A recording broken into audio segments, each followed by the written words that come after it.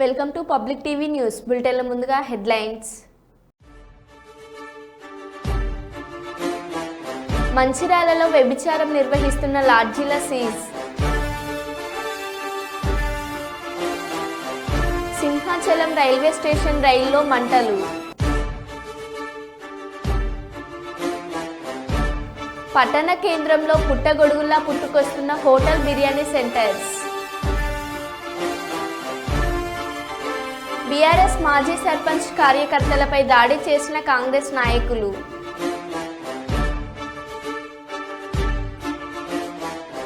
ఇది మంచి ప్రభుత్వం కార్యక్రమంలో ఇంటింటికి వెళ్లి కరపత్రాలు అందజేసిన అనపర్తి ఎమ్మెల్యే నల్లమిల్లి.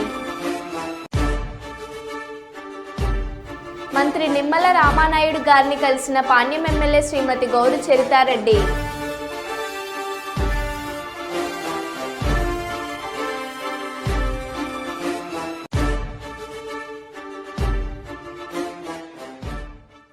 ఇక వివరాల్లోకి వెళ్తే రాజన్న సిరిసిల్ల జిల్లా వీరన్నపల్లిలోని జిల్లా పరిషత్ ఉన్నత పాఠశాల మోడల్ స్కూల్, కస్తూరిబా గాంధీ బాలికల విద్యాలయం, ప్రాథమిక పాఠశాల, అంగన్వాడీ కేంద్రాలను ఆకస్మికంగా తనిఖీ చేసిన జిల్లా కలెక్టర్ సందీప్ కుమార్. ఈ సందర్భంగా జిల్లా పరిషత్ ఉన్నత పాఠశాలలోని తరగతి గదులు, వంటగది సామాగ్రి, స్కూల్ ఆవరణ పరిశీలించారు. వీరన్నపల్లి జెడ్పీ ఉన్నత పాఠశాలలో ఎస్జీఎఫ్ మండల స్థాయి వాలీబాల్ పోటీలను కలెక్టర్ సందీప్ కుమార్ ప్రారంభించి వారితో సరదాగా కాసేపు వాలీబాల్ ఆడి విద్యార్థుల్లో ఉత్సాహం నింపారు.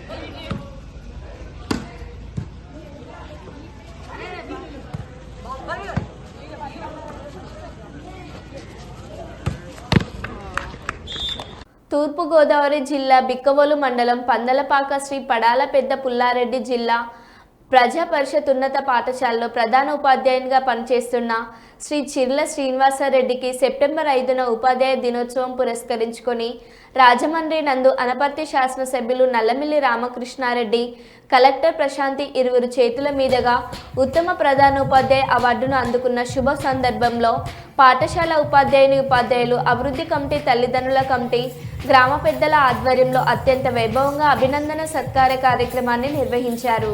ఈ కార్యక్రమంలో పందలపాక వైస్ ప్రెసిడెంట్ పడాల వెంకట్రామారెడ్డి, చిన్నబుజ్జి పాఠశాల ఎంసీ చైర్మన్ పంపన వీర సత్యనారాయణ, గొలుగురి తాతారెడ్డి, యూటీఎఫ్టీయు జిల్లా నాయకులు, బిక్కవోలు మండలం స్కూల్ కాంప్లెక్స్ ప్రధాన ఉపాధ్యాయులు శ్రీనివాసరెడ్డి, మిత్ర బృందం, బంధువులు, అభిమానులు, పాఠశాల ఉపాధ్యాయులు, విద్యార్థులు పాల్గొన్నారు.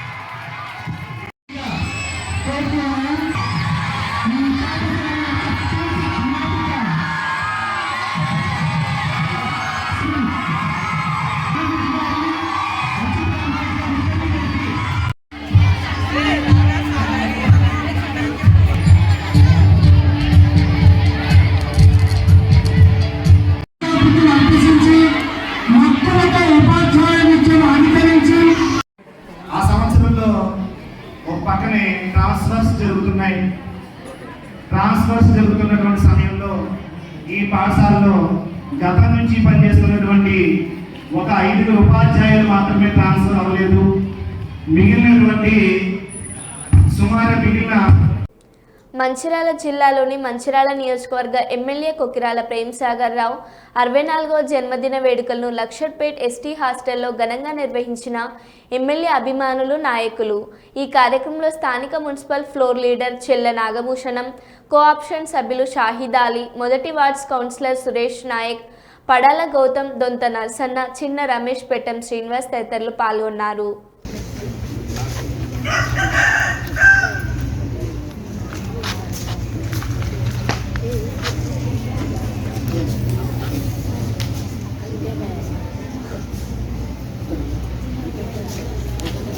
మరి బాగా చదువుకొని మీరు రాబోయే రోజుల్లో మంచి ఉన్నత శిఖరాలు అధిరోహించి మంచి ఉద్యోగాలు సంపాదించి మీ తల్లిదండ్రులకు కష్టాలు లేకుండా చేయాలని విద్యార్థులకు మరి తెలియజేస్తూ, విద్యార్థులంతా శ్రద్ధతో చదివి మరి 10th క్లాస్ వాళ్ళు ఉంటే ఇప్పటి నుంచే మంచి కోచింగ్ తీసుకొని మంచి మార్కులు సంపాదించి మరి ఇంటర్మీడియట్లో కూడా మంచి మార్కులు సంపాదించి డాక్టర్లు, ఇంజనీర్లు కావాలని కోరుకుంటూ మరి రాబోయే రోజుల్లో మీకు ఏ కష్టం వచ్చినా మేము ఉంటామని తెలియజేస్తూ, ఈ జన్మదినానికి మాకు ఈ అవకాశం ఇచ్చిన ప్రిన్సిపల్ గారికి, వేడుకలు జరుపుకోవడానికి అవకాశం ఇచ్చిన ప్రిన్సిపల్ గారికి మీ అందరికీ కూడా ధన్యవాదాలు చెప్తూ సెలవు తీసుకున్నాం. జన్మదినం సందర్భంగా అందించారు.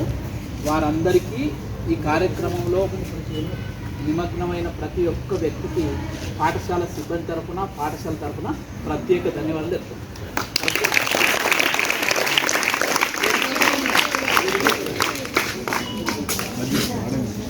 ఈరోజు గౌరవ మన శాసనసభ్యులు శ్రీ కొకిరాల ప్రేమ్సాగర్ రావు గారి జన్మదినం సందర్భంగా ఈ ఎస్టీ హాస్టల్ బాలికల హాస్టల్లో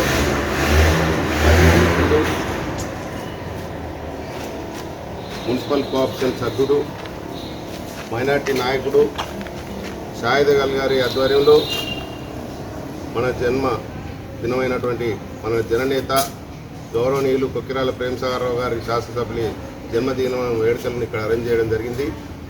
ఆ సందర్భంగా మమ్మల్ని ఆహ్వానించినందుకు నా మిత్రులకి మొట్టమొదటి కృతజ్ఞత తెలియజేస్తూ, షాహిద్ గారు ఏర్పాటు చేసినటువంటి ఈ సమావేశానికి నాతో పాటుగా విచ్చేసినటువంటి ఫస్ట్ వార్డ్ కౌన్సిలర్ మిత్రుడు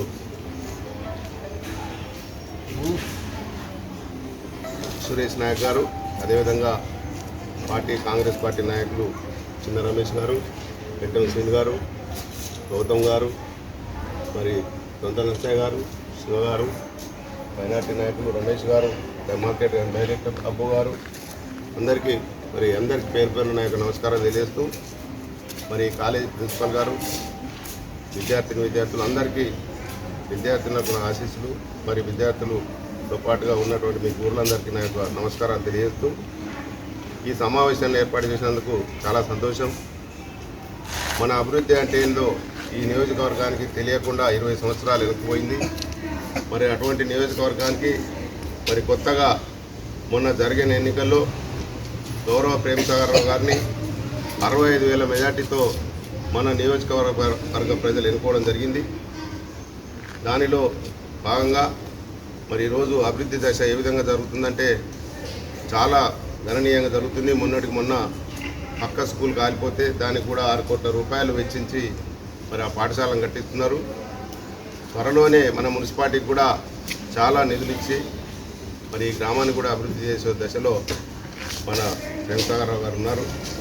వారి జన్మదినాన్ని మరి ఇక్కడ ఈరోజు జరుపుకుంటున్నాం. వారికి భగవంతుడు ఇంకా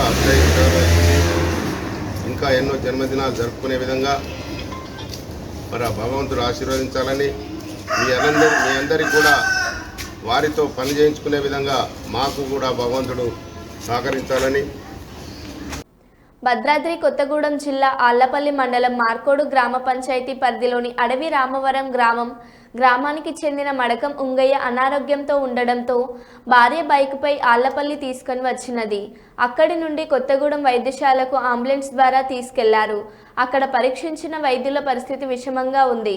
వరంగల్ ఎంజీఎం హాస్పిటల్కి రిఫర్ చేశారు.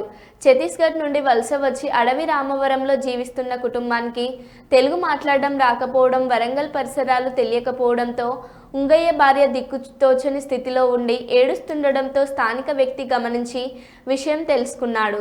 వరంగల్ వెళ్ళను, ఇంటికి తీసుకెళ్తాను అనడంతో ఆ వ్యక్తి ఆటో మాట్లాడి అడవి రామవరం తీసుకెళ్తున్నారు. మార్గ మధ్యంలోనే అటవీ ప్రాంతంలో ఉంగయ్య మృతి చెందాడు. ఆటో వ్యక్తి అడవి రామవరం తీసుకెళ్లనని మార్కోడు గ్రామంలో దించి వెళ్లాడు. దిక్కుతోచని స్థితిలో మార్కోడు గ్రామంలోని గ్రామ పంచాయతీ ముందు సిమెంట్ గద్దెపై పెట్టుకొని ఏడుస్తుండడంతో స్థానికులు గమనించి పోలీసులకు సమాచారం అందించారు. స్పందించిన స్థానిక ఎస్ఐ గ్రామ పంచాయతీ ట్రాక్టర్ల ద్వారా అడవి రామవరం చేర్చారు. గిరిజన ప్రాంతాలు వైద్య సదుపాయాలు, రవాణా మార్గాలు లేక ఆర్థిక ఇబ్బందుల వల్ల ఎంతో మంది విలువైన ప్రాణాలను పోగొట్టుకుంటున్నారు.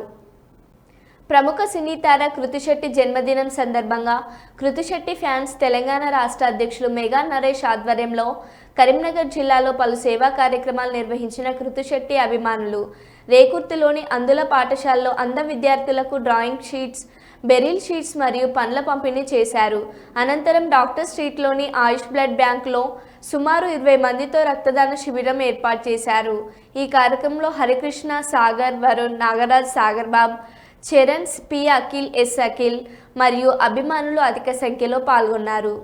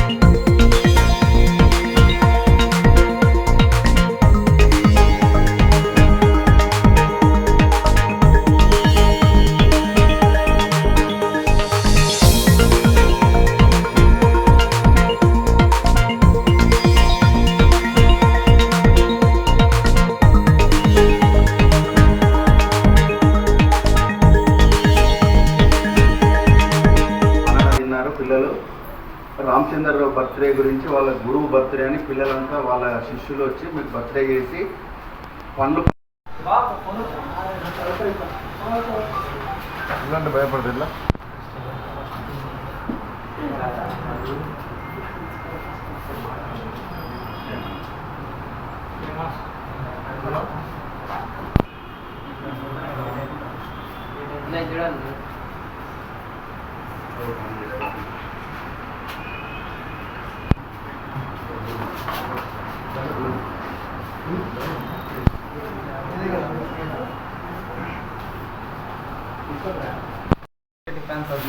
ప్రెసిడెంట్ నేను తెలంగాణ కృతి శెట్టి మేడం బర్త్డే కార్యక్రమం చేయబట్టి మన అందులో అనంత ఆశ్రయంలో పేపర్స్ పంపిణీ పండ్లు పంపిణీ కార్యక్రమం చేసుకోవడం జరిగింది. అండ్ ఇవాళ కేక్ కటింగ్ మళ్ళీ ఇక్కడ రక్తదాన శిబిరం చేసుకోవడం జరిగింది. ఇటువంటి మా మేడంకు మంచి మంచి అవకాశాలు రావాలని, మంచి సినిమాలు తీయాలని, ఆరోగ్యాలతో సంతోషంతో ఉండాలని ఆశిస్తున్నాను.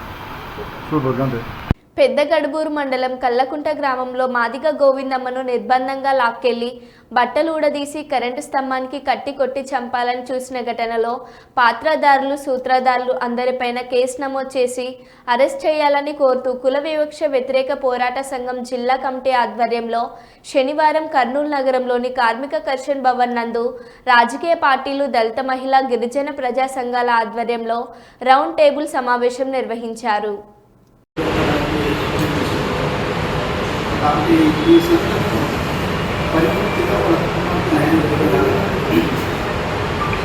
మనం ఎక్కడ వరకైనా కోసం వివిధ ప్రభుత్వ సాధించాలి. వివిధ రూపాల్లో ప్రయత్నం చేయాలి. అవసరమైతే మరొక సమావేశం నిర్వహించిన ఎందుకంటే నిన్న డాక్టర్ కుమార్ ఎవరైతే దాడి చేసిన ప్రతిష్టాన నాయకుల దగ్గరికి వెళ్ళారు. నా పేరుగా గుర్తించే ప్రయత్నం చేస్తున్నారు. ఇలా ముందుగా నేను తెలియజేసిందంటే అది సొంత నాకు సిద్ధపడుతున్నాను. ఎప్పుడు మామూలు కుటుంబం నుంచి వరకు ఆకాశంగా జరిగిన అంతకుముందు కూడా జరిగింది అనేది హత్య కాదు, ఆత్మహత్య. ఆహారంగా డబ్బులు పంపిణీ చేసి ఆత్మహత్య ఇది మొదటిసారి. రెండవది అక్కడ ఏంటంటే ఆధిపత్యం కంటే ఆర్థిక ఆధిపత్యం చాలా క్లియర్. ఎవరైతే దాడికి పురుగొల్పారో గతంలో వర్తించే పరిస్థితి పార్టీ చాలా తేడా. ఇప్పుడు వాళ్ళు ఆర్థికంగా సమయం ఆర్థికంగా ఎప్పుడైతే వాళ్ళు కాస్త జనరల్ వాళ్ళకి మా ఊళ్ళో ఉండే ప్రధాన కులాలు ఒకటి మైనార్టీస్ ఎక్కువ సంఖ్యలో వాళ్ళు ఆ తర్వాతనే మిగతా కులాలు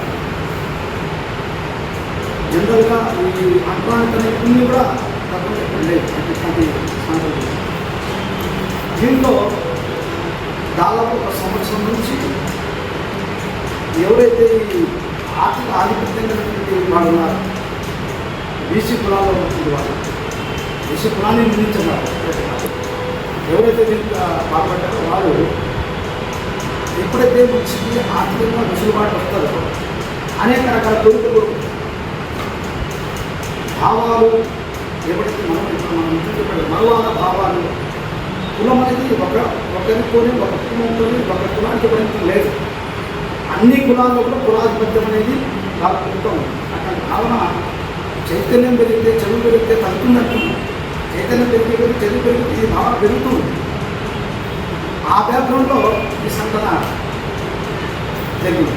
నేను డబ్బున్నవాడు, తర్వాత నాది నా పెద్దను కొనసాగించాలి, నా ఆధిపత్యం ఉండాలి. వాళ్ళందరూ కూడా మా ఊళ్ళో రెండు రకాలు, ఒకటి కొండపైన, కొండకి చేశారు. ఇప్పుడు ఎవరైతే ఈ దాడి చేసిన కుటుంబాలన్నీ గతంలో మా ఇంట్లో ఉండేటప్పుడు వాళ్ళ యొక్క భౌతిక పరిస్థితి కానీ ఆర్థిక పరిస్థితి కానీ అంత ధైర్యస్తులు కాదు, అంత ధైర్యస్తులు కాదు. దీనికి బ్యాక్గ్రౌండ్ ఎవరైతే నేను ఆ ఫోటోలన్నీ సంపాదించారు, ఎవరైతే పోయిన వాళ్ళు నిన్న మంత్రాలయం వెళ్ళారు. ఆ తర్వాత తెలుగుదేశం నాయకులు ఇప్పుడు వాళ్ళందరూ ఊళ్ళో లేకుండా బయట తిరుగుతున్నారు. మాకు సపోర్ట్ ఇవ్వండి, నాకు మాకు రక్షణ ఇవ్వండి, మా పైన మా పేరుతో ఇప్పించే ప్రయత్నం చేస్తూ ఉన్నారు అని చెప్పేసి ఆ రకం వాళ్ళ ప్రయత్నాలు వాళ్ళు ఉన్నారు. అధికార పార్టీ నాయకులు వెళ్ళారు. అధికార పార్టీ నాయకులు వాళ్ళ యొక్క మమ్మల్ని పొందడమా లేకపోతే వాళ్ళ ద్వారా ఏదైనా చేస్తూ నిలబెట్టే ప్రయత్నం చేయడం జరుగుతుంది. నేను మొత్తం వాళ్ళు ఎవరు ఆ బీసీ కులానికి సంబంధించిన వాళ్ళు లోకల్లో కాదు, బయట నుంచి పోయిన వాళ్ళు వాళ్ళ అందరూ కూడా సంపాదించారు. వాళ్ళతో కూడా మాట్లాడడానికి చెప్పాను. ఎందుకు అయ్యారు, ఏంటి కారణం? ఈసీఆర్ అంటే పేరుతో వెళ్ళామా లేకపోతే సంఘటన దాన్ని వ్యతిరేకించడం? ఇది మనం ఎడ్యుకేట్ చేయడం అంటే మ్యాక్సిమం వాళ్ళ సపోర్ట్ ఉన్నట్టు వాళ్ళందరినీ కూడా ఈ పోరాటానికి అండగా నిలిచేటువంటి ప్రయత్నం తీసుకునేలాగా మనం ఏర్పాటు చేస్తూ వాళ్ళందరూ చంద్రబాబు రాజకీయం కోసం ఎంతకన్నా దిగజారుతారని, ఆ దిగజారుడుతనం ఈరోజు కలియుగ దైవం శ్రీ వెంకటేశ్వర స్వామి వారి ప్రసాదాన్ని కూడా వదలలేదని వైఎస్ఆర్ సేవాదళ్ రాష్ట్ర ప్రధాన కార్యదర్శి పార్టీ సీనియర్ నాయకులు ఉమ్మి రఘురామ్ అన్నారు. చంద్రబాబు ముఖ్యమంత్రిగా ఎన్డీఏ కూటమి ప్రభుత్వం 100 రోజుల పరిపాలనలో ఘోర వైఫల్యం చెందిందని, సూపర్ 6 అట్టెక్కించడం, విశాఖ ఉక్కు ప్రైవేటీకరణకు వ్యతిరేక ఉద్యమం జరగడం, విజయవాడ వరదల నివారణ పునరావాస కల్పనలో ప్రభుత్వ వైఫల్యం గొప్పగా చెప్పుకునే అమరావతి మునగడం, ప్రపంచ బ్యాంకు అమరావతి రాజధాని నిర్మాణానికి సానుకూలంగా లేకపోవడం, అధికారంలోకి వచ్చిన 100 రోజులలోనే 40,000 కోట్ల అప్పు, విద్యార్థులు మహిళల పట్ల జరుగుతున్న ఆకృత్యాలు తదితర విషయాల నుండి ప్రజల దృష్టి మార్చడానికి చంద్రబాబు సృష్టించిన అబద్ధమే తిరుపతి లడ్డులో జంతు సంబంధిత నెయ్యి కల్పారనే వివాదమని, ఇది కేవలం ప్రజల దృష్టి మార్చడానికే కానీ వాస్తవం కాదన్నారు. ప్రజలు అన్ని విషయాలు తెలుసుకొని మరి సరైనటువంటి సమయంలో ఖచ్చితంగా బుద్ధి చెప్పేటటువంటి పరిస్థితి ఉంటుంది. అందులో ఏ విధమైనటువంటి అనుమానం కూడా లేదు. మరి ఈ విషయంలో మరి రాష్ట్ర ప్రభుత్వం ఏ రకమైనటువంటి చర్యలు తీసుకుంటుందో, నిజంగా తప్పు చేసినటువంటి వ్యక్తులను ఏ రకంగా శిక్షించేటటువంటి ప్రయత్నం చేస్తుందో, మరి టీటీడీ దేవస్థానంలో ఉన్న ఈవో గారు ఏ రకంగా మరి తప్పు జరిగినటువంటి వాళ్ళ మీద చర్యలు తీసుకుంటున్నారో, ఈ తప్పు జరగడానికి కారణమైనటువంటి అధికారులు ఎవరైతే ఉన్నారో నిజంగా జరుగుంటే మరి వాళ్ళు ఏం చేశారు? రిజెక్ట్ చేయాల్సినటువంటి అవసరం ఉంది. మన యొక్క ప్రమాణాలకు అనుగుణంగా లేకపోతే ఎప్పటికప్పుడు చెక్ చేసుకుని రిజెక్ట్ చేసేటటువంటి పరిస్థితి ఉంది. మరి ఆ విధంగా ఎందుకు చేయలేదు? ఏ కారణాలతో చేయలేదు? రిపోర్ట్లను ఎందుకు తారుమారు చేసేటటువంటి ప్రయత్నం చేస్తున్నారు? రోజుకొక రిపోర్ట్ని చూపించేటటువంటి ప్రయత్నం ఎందుకు చేస్తూ ఉన్నారు? వీటన్నిటి మీద సమగ్రమైనటువంటి విచారణ జరగాలి. సుప్రీంకోర్టు న్యాయమూర్తితో కానీ, హైకోర్టు సిట్టింగ్ జడ్జితో కానీ దీని మీద విచారణ చేసి నివేదికల్ని మరి తీసుకొని నిజంగా తప్పు జరిగితే తప్పు చేసినటువంటి వాళ్ళ మీద, తప్పు జరగకపోతే ఈ విధమైనటువంటి తప్పుడు ప్రచారాలు చేస్తున్న వాళ్ళ మీద ఖచ్చితంగా కఠినమైనటువంటి చర్యలు తీసుకోవాలని చెప్పి నేను డిమాండ్ చేస్తూ ఉన్నాను. మీరు రాష్ట్ర ప్రభుత్వం ప్రజలకు ఇచ్చినటువంటి హామీలు నెరవేర్చండి తప్పించి, ఒక మంత్రి గారు అంటారు, ఒక వ్యవసాయ శాఖ మంత్రి గారు అంటారు, ఈరోజు ఉన్నటువంటి ప్రభుత్వం వెంటిలేటర్ మీద ఉంది, కేంద్ర ప్రభుత్వం ఆక్సిజన్ ఇస్తూ ఉంటే నడుస్తుంది అనేటువంటి మాటలు మాట్లాడుతూ ఉన్నారు.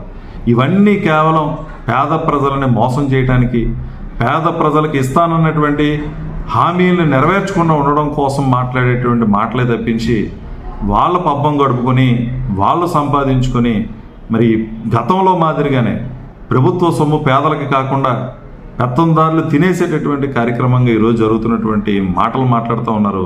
ఇది చాలా దురదృష్టకరమైన విషయం. మీకు ప్రజల పట్ల చిత్తశుద్ధి ఉంటే మీరు ఇచ్చినటువంటి మేనిఫెస్టోని ఆ రోజు టీవీల్లో ప్రసారం చేసినటువంటి ఎన్నో రకాలైనటువంటి విషయాలు, రకరకాలైనటువంటి అడ్వర్టైజ్మెంట్ల ద్వారా మీరు చేసినటువంటి ఏదైతే ఉన్నాయో వాటన్నిటిని ఈరోజు మీరు మీ అధికారిక వెబ్సైట్లోంచి, యూట్యూబ్లోంచి కూడా తీసేస్తున్నటువంటి పరిస్థితి. ఇది ఎంత సిగ్గుచేటు అంటే అంత సిగ్గుచేటు. గతంలో కూడా ఇదే మాదిరిగా ఎన్నో అమలు కానిటువంటి హామీలు ఇచ్చి మీ వెబ్సైట్లోంచి కూడా వాటిని తీసేశారు. ఈరోజు కూడా అదే జరుగుతూ ఉంది. ఈరోజు పేద ప్రజలందరూ బాధపడుతూ ఉన్నటువంటి పరిస్థితి. అధికారంలోకి వచ్చిన తర్వాత ఒక్క పెన్షన్లు తప్పించి మరి ఏ విధమైనటువంటి లబ్ధి ఎవరికి కూడా చేకూరినటువంటి పరిస్థితి లేదు. ఎప్పుడు మరి మీరు అధికారంలోకి వచ్చినా సరే పేద ప్రజలను మోసం చేయడమే మీ ఎజెండాగా ముందుకెళ్తున్నటువంటి ఈ ప్రభుత్వానికి మరి ఈరోజు పవన్ కళ్యాణ్ గారు తోడయ్యారు. ఈరోజు ప్రభుత్వ ఏర్పాటులో కీలక పాత్ర పోషించినటువంటి జనసేన పార్టీ మరి ఏ విషయంలో కూడా తగిన విధంగా స్పందిస్తున్నటువంటి పరిస్థితి లేదు. కేవలం అధినాయకుడు ఎంతసేపు చంద్రబాబు నాయుడు గారు అభిమానిగా మాట్లాడమే తప్పించి, చంద్రబాబు గారు చేస్తున్నటువంటి ప్రతి విషయాన్ని సమర్థించేటటువంటి విధంగానే ఉన్నారు తప్పించి, పేదల పక్షాన ఆయన మాట్లాడుతున్నటువంటిది కూడా ఎక్కడ కనిపిస్తున్నటువంటి పరిస్థితి లేదు. మరి ఈ విధానం కనుక ఇలాగే కొనసాగితే భవిష్యత్తులో ఖచ్చితంగా ప్రజలు బుద్ధి చెప్తారు. ఈ విషయాలన్నింటినీ కూడా ప్రతి ఒక్కరు కూడా గమనిస్తున్నటువంటి పరిస్థితి ఉంది. కాబట్టి మేము ఈ చంద్రబాబు నాయుడు గారు చేస్తున్నటువంటి ఆరోపణలు తీవ్రంగా ఖండిస్తూ మరి నిజంగా నిజాలను బయటికి తీయాలి, సమగ్రమైనటువంటి విచారణ చేయాలి, తప్పు చేసిన వాళ్ళని శిక్షించాలి, లేదు తప్పు జరగకుండానే తప్పుడు ప్రచారాలు చేస్తున్నటువంటి వాళ్ళని కూడా కఠినంగా శిక్షించాలని కోరుతూ, మీరు రాజకీయంగా చేయండి, ఏ రకంగా ప్రభుత్వాలు చేస్తున్నటువంటి మంచిని చెప్పుకోవడంతో పాటు ప్రతిపక్షాలు ఏదైనా తప్పులు చేస్తూ ఉంటే వాటిని ఎత్తి చూపే విధంగా ఉండాలి తప్పించి కేవలం ప్రతిపక్ష నాయకుడి మీద ప్రతిపక్షాల మీద బురద జల్లే విధంగా రాజకీయాలు చేస్తే మాత్రం ప్రజలు క్షమించరని మరొకసారి హెచ్చరిక చేస్తూ మరి ఈ కార్యక్రమంలో ఈ ప్రెస్ మీట్లో పాల్గొన్నటువంటి ప్రతి ఒక్కరికి పేరు పేరున ధన్యవాదాలు తెలియజేస్తూ మీ అందరి దగ్గర సెలవు తీసుకుంటా ఉన్నాను. షాద్నగర్ నియోజకవర్గం ఫరాక్ నగర్ మండలం వెంకన్నగూడ గ్రామంలో కాంగ్రెస్ ఎమ్మెల్యే వీర్లపల్లి శంకర్ పర్యటన సందర్భంగా బీఆర్ఎస్ పార్టీ దిమ్మెను ఆనుకొని కాంగ్రెస్ పార్టీ దిమ్మెను కడుతున్న కాంగ్రెస్ నాయకులు, బీఆర్ఎస్ నాయకులను కాంగ్రెస్ నాయకులు కొడుతున్న పోలీసులు అడ్డుకోకుండా చూస్తున్నారని, కాంగ్రెస్ నాయకులపై కేసు పెట్టిన ఎఫ్ఐఆర్ నమోదు చేయలేదని ఆవేదన వ్యక్తం చేసిన బీఆర్ఎస్ నాయకులు.